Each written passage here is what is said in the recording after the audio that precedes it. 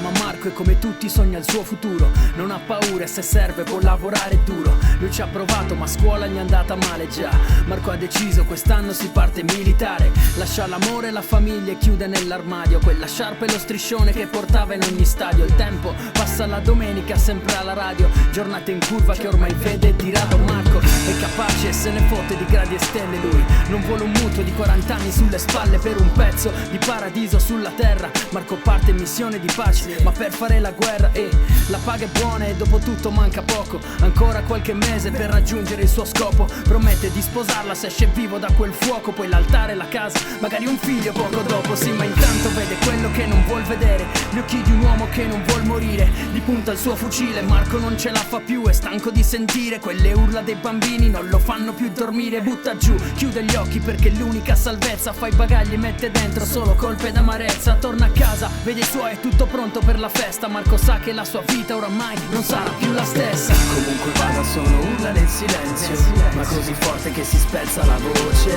Forse inutili quanto trovare un senso, un posto dove piantare la mia croce. Come non puoi sentire un urlo nel silenzio, in fondo al tunnel non si vede la luce.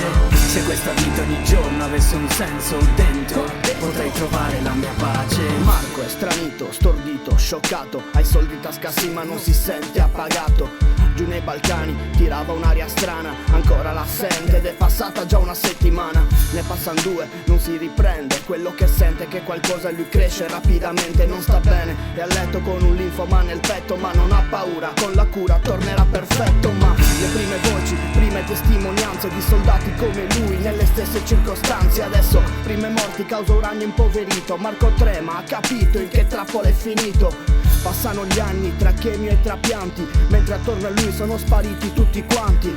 Abbandonato nel silenzio più assoluto, dove sono le istituzioni, ora ha bisogno di aiuto. Il ragazzo realizza, devo combattere da solo. La famiglia, lo Stato, è tutta colpa loro. Padroni dell'informazione occultano le prove senza cuore. Non gliene frega un cazzo di chi muore. Marco negli ospedali continua a trascinarsi finché il dolore è tanto e deve fermarsi. E al destino è costretta a darla vinta. Torna in Sardegna per la sua ultima partita. Comunque vada sono urla nel silenzio, ma così forte che si spezza la voce.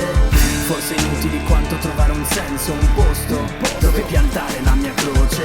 Come non puoi sentire un urlo nel silenzio, in fondo al tunnel non si vede la luce.